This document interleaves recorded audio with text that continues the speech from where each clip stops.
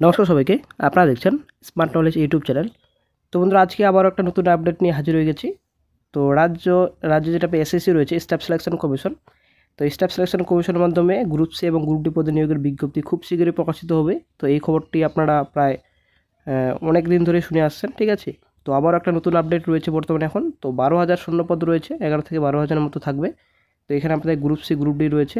তো group D 8,000 plus থাকবে, 3-4,000-এর মতো গ্রুপ সি নেওয়া হবে। তো এমনটা গুরুত্বপূর্ণ আপডেট বর্তমানে পাওয়া যাচ্ছে। তো আজকে আমরা এই ভিডিওতে বিস্তারিত সম্পূর্ণ আলোচনা করব। সঙ্গে থাকুন, ভিডিও শেষ পর দেখুন। চ্যানেল নতুন দর্শকদের অবশ্যই চ্যানেলটিকে সাবস্ক্রাইব করে দেবেন। আপনারা অবশ্যই দেখতে পাচ্ছেন, রাজ্যে তৃতীয় ও চতুর্থ শ্রেণী প্রায় 12,000 কর্মী নিয়োগে তৎপর এসএসসি। তো বন্ধুরা, এই আপডেটটি আপনারা অনেকদিন ধরে শুনে আসছেন এবং বর্তমান পত্রিকায় এই আপডেটটি প্রায় বেশিরভাগই এরকম খবরে প্রকাশিত হয়। তো বেশিরভাগ বর্তমান পত্রিকায়। তো আজকেও একটা নতুন একটা আপডেট প্রকাশিত হয়েছে, আর্টিকেল প্রকাশিত হয়েছে।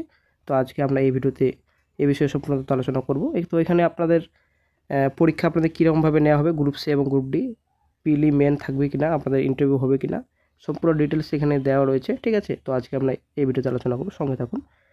তো স্টাফ সিলেকশন কমিশনের এসএসসি চেয়ারম্যান পদ পূরণ হতেই সরকারি অফিসে স্থায়ী কর্মী নিয়োগের ব্যাপারে প্রশাসনিক তৎপরতা শুরু হয়েছে। এসএসসির মাধ্যমে গ্রুপ সি এবং গ্রুপ ডি এবছরের মধ্যে কর্মী নিয়োগ প্রক্রিয়া শুরু করার পরিকল্পনা নেওয়া হয়েছে। সরকারি সূত্রের খবর, দুটি শ্রেণী মিলিয়ে প্রায় 11 থেকে 12,000 কর্মী নিয়োগ হতে পারে।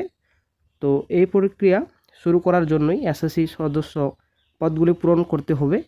বিধানসভায় সংশোধনীয় বিল পাস করার পর এসএসসি আইনের একটি বিজ্ঞপ্তি জারি করা হয়েছে।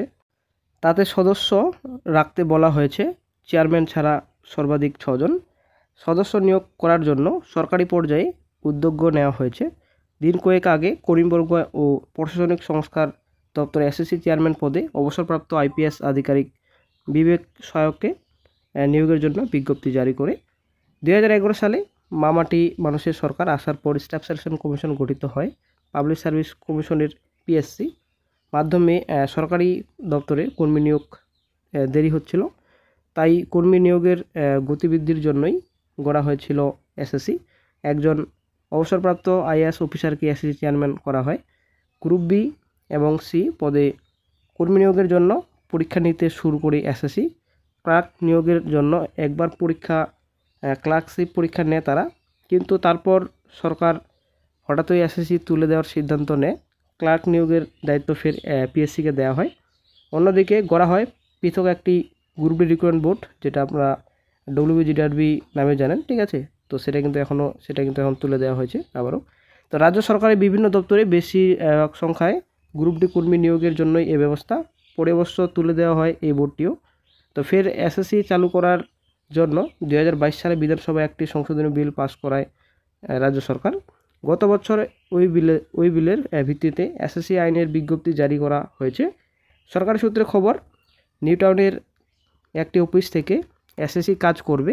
প্রথম পর্যায়ে গ্রুপ ডি কর্মী নেবে 8,000-এর কিছু বেশি। গ্রুপ সি পদে নেওয়া হবে 3-4 হাজার জনকে।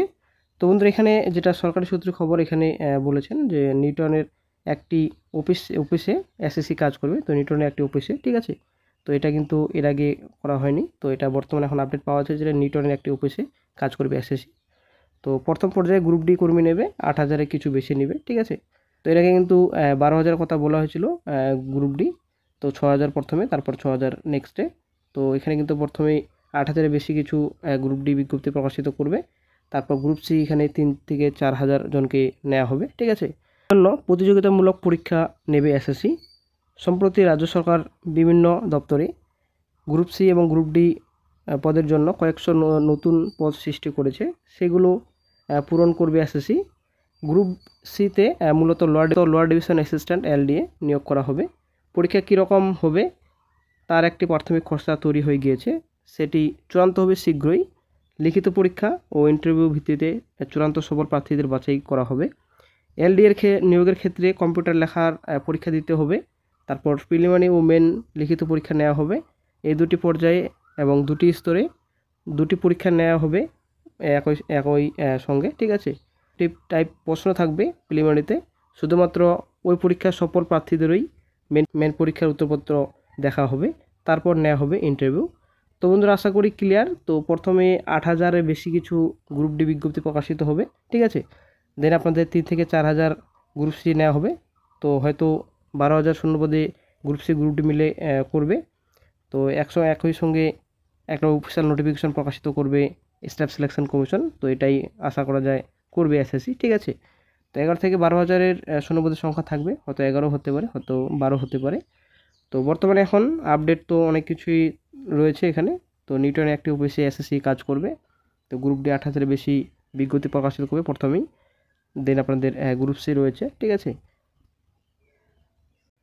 তো বন্ধুরা আজকে এই আপডেটই আপনার সঙ্গে শেয়ার করার ছিল। তো এরকম আপডেট প্রায় প্রতিনিয়ত বর্তমান পত্রিকায় দেখা যায়। তো বাস্তবে কবে প্রকাশিত হবে অফিসিয়াল নোটিফিকেশন এবং বাস্তবে কবে রূপায়িত হবে এরকম খবরের আপডেট, তো সেটাই কিন্তু এখন দেখার বিষয় রয়েছে নেক্সটে, ঠিক আছে।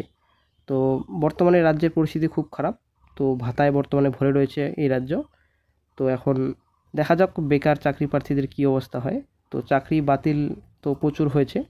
তো নেক্সটে শুনানি রয়েছে জুলাই মাসে। তো দেখা যাক নতুন আপডেট কী পাওয়া যায় এসএসসি, যেটা স্কুল সার্ভিস কমিশনের গ্রুপ সি গ্রুপ ডি, ঠিক আছে। এবং প্রাইভেট সেক্টরের অবস্থা খুব খারাপ। তো শিক্ষা দপ্তরের অবস্থাই বর্তমানে খুব খারাপ বলা চলে। তো দেখা যাক রাজ্য এসএসসি, যেটা আমাদের স্টাফ সিলেকশন কমিশনের মধ্যে গ্রুপ সি গ্রুপ ডি বিজ্ঞপ্তি প্রকাশিত কবে করছে, এটা কিন্তু এখন দেখার বিষয় রয়েছে। এবং নিয়োগে কতটা স্বচ্ছতা হবে সেটাও কিন্তু দেখার বিষয় রয়েছে।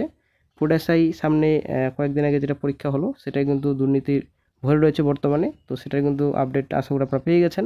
সিআইডি তদন্ত চলছে বর্তমানে। এখন একজন কিছুদিন আগে নদিয়া থেকে গ্রেপ্তার করা হয়েছে, ঠিক আছে। তো দেখা যাক নতুন আপডেট কী পাওয়া যায়। তো যখনই এসএসসির স্টাফ সিলেকশন কমিশন অফিসিয়াল সাইটে নতুন একটা আপডেট প্রকাশিত হবে কিংবা অফিসিয়াল রিক্রুটমেন্ট নোটিফিকেশন প্রকাশিত হবে, সঙ্গে সঙ্গে চ্যানেল আপডেট দিয়ে দেওয়া হবে। ভালো থাকবেন।